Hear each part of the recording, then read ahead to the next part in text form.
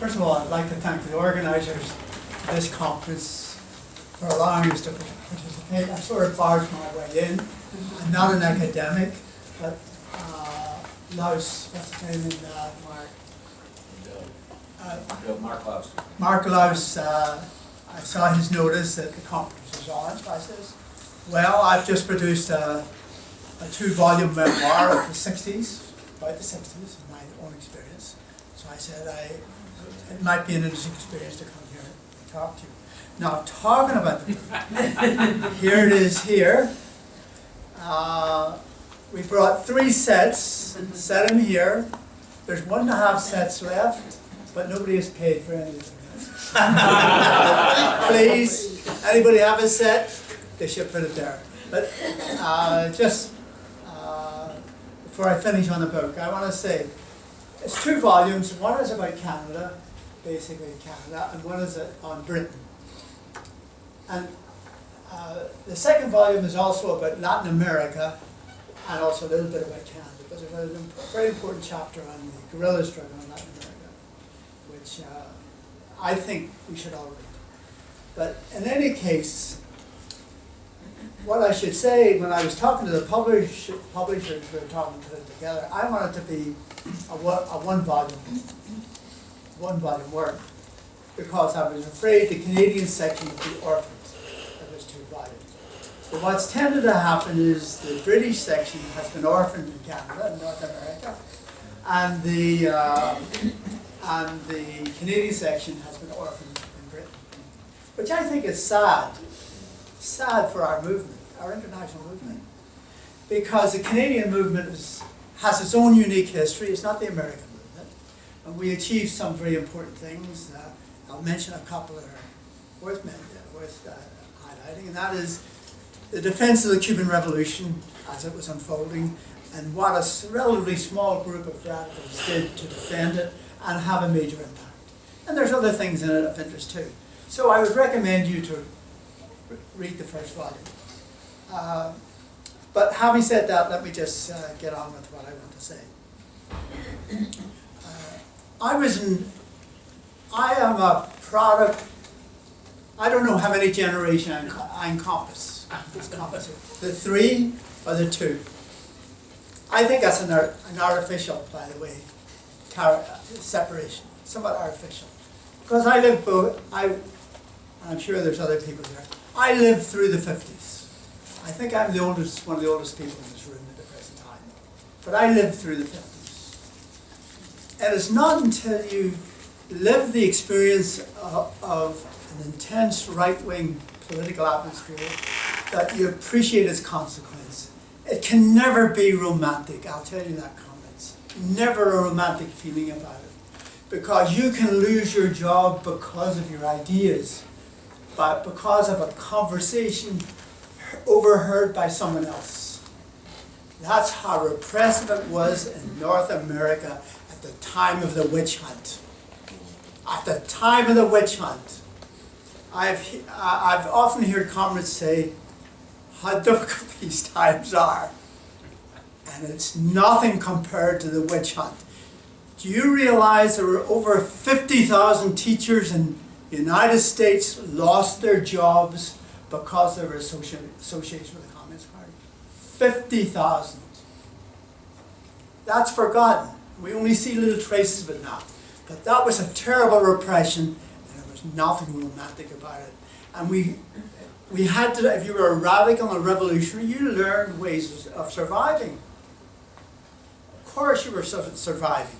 And you had to do certain things that allowed you to survive. So I'm saying that's the generation that I came from. So I was with a small organization in Toronto, working with them. I'm not an academic, as a working class, came from Belfast, Northern Ireland, very poor family. Went to walking down the street in Toronto, just shortly after I got there, saw a radical bookstore, Toronto Radical Bookstore, happened to be run by Trotskyists. I went in, interesting books, and I became a member of the organization. So that was my background. Small organization, maybe 20 people. I described this in the first volume. Anyway, so I was active in that organization. I don't want to spend time. Anyway, there came a certain point where this organization was also part of the Fourth International. The comrades talk about the Trotskyists, Sal Santon, Pablo, etc. They were the leaders of the Fourth International at that time. So the Fourth International had the Socialist Labour League, Jerry Healy's organization, had split from the, we were trying to, there had been a split in 1953 over the entry tactic, There had been a split in 53, but we come up to 1963, there was a possibility of overcoming that split. And they began to have discussions about having a united organization.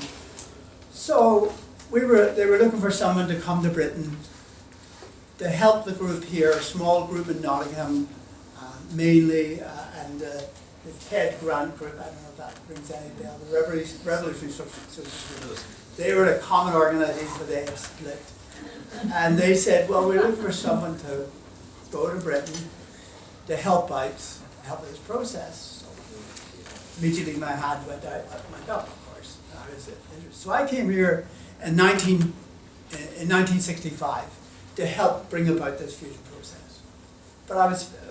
But it came, it came in the midst of the Wilson governments, after it was elected, where it got its 100-seat majority, and let me know my time, will you? It came after they got the 100-seat majority, and then with the 100-seat majority, they completely just trashed the left and began their, and this is not generally regarded, so the Wilson majority, we maintained at the time, the Wilson majority introduced a significant defeat of the working class at that time. It outlawed strikes, it illegalized contracts that had been signed, a whole series of repressive measures. They didn't appear like that, as dramatic as that. This was not a repressive regime, but it came in. This was the Labour government doing that. So this is a time there's a period of discontent. At the same time, it was a time of the further integration of British imperialism into American imperialism. That was taking place. And Britain was having to pay the price for that. And Britain was under big pressure to send troops to Vietnam to cover for the American presence in Vietnam. So our small forces, and mainly because we were an international organization, in '65 our American comrades had been very active in the Vietnam War. We were at the leadership. If you want to get an idea of what that was like, I suggest you read the very important book by Fred Halstead, Out Now. Very good history of that struggle, heroic struggle. And so our international movement had declared Vietnam as a priority. If you were anybody who was a radical at all, we said that your first duty was to defend the Vietnamese revolution against American imperialism. That's your first duty. And in Britain, the first problem we had when we were here, I was struck by the fact that we were a bit slow with that, which was normal. I shouldn't say because Britain didn't have troops in Vietnam, of course. It was not, but I'll call them by their name, the Trotskyists left tended to be very backward. Where, I can cite documentation for this, but where they tended to see sort of a reductionist approach that only the working class struggle could solve the Vietnamese problem. Only the British Revolution could solve that. And so we began to see where we could pull together some forces. There were already disparate forces starting to pop up, carrying little campaigns. The International Socialists had groups here and there. We were also involved. But it didn't really take off until Bertrand Russell, I mentioned this in the paper, Bertrand Russell issued an appeal for the setting up of two major projects, he said. he called for the setting up of a solidarity campaign in Britain with the struggle in Vietnam, and at the same time organizing an international tribunal of some kind along the lines of the Dewey Commission, remember, to make a moral judgment about American activities in Vietnam. These two activities. The first activity we thought was doomed. So we began to try and organize, and that's when the Vietnam Solidarity Campaign was organized. I'm finding 5 minutes. That's when it was organized, and there were already groups around, and it was very much like what happened with the campaign for nuclear disarmament. I don't know if any of you read the history of the campaign for nuclear disarmament. There were anti-nuclear groups around the country had risen spontaneously, and Cannon, Collins, and Russell, they pulled these groups together into a large umbrella organization that would begin the campaign on a national scale. Well, the Vietnam Solidarity Campaign was similar, but smaller.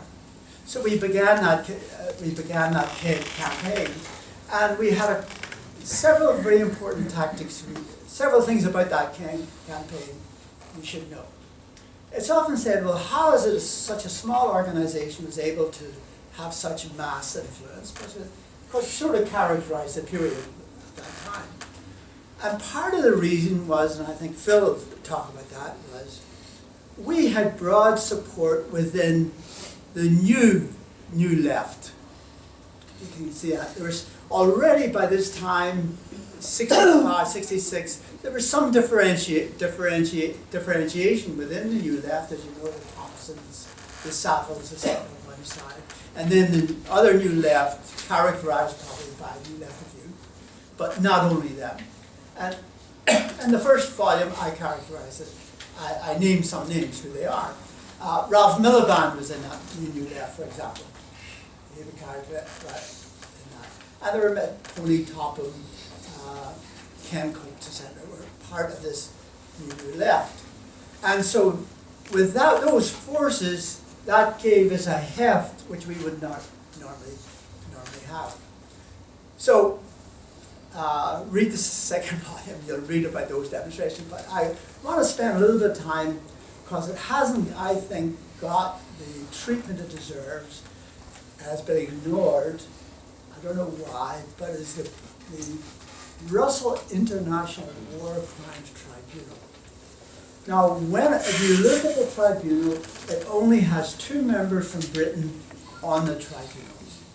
Do I need to just tell you what that tribunal was? I assume you people are sophisticated, you know. This was the idea you'd pull together a group of very important intellectuals, and they would call witnesses, call evidence, and make moral judgment.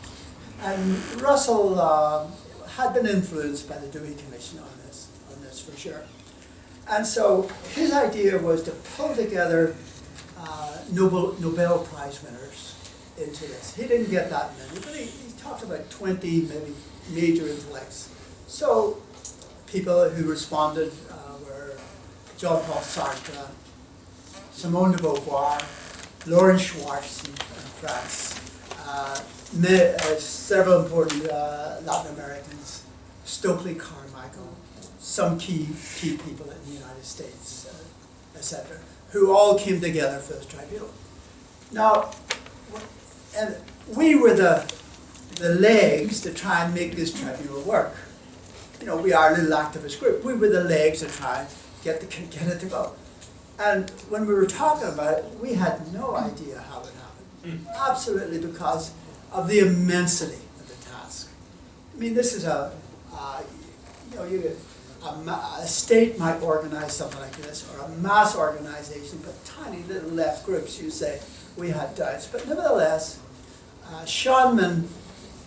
mainly Schonman and Russell were single-minded on it, and lo and behold, the tribunal came together. And as I said, it only had 2 members on it from Britain. Isaac Deutscher, who was not a very British member, Polish, and Lawrence Daly of the Miners' Union, not a very British member either, because he was a Scottish nationalist, etc., etc., etc. So, and the reason for that the reason for that is the British left had a very sectarian attitude to Russell. I say that without category. Go back and examine what they say. Look at the newspapers they wrote at the time and what they said about Russell. The British, it was a reflection of, and this often happens, it was a reflection of what the ruling class media were saying about Russell. He was ridiculed, he was seen as a nut bar, etc., etc.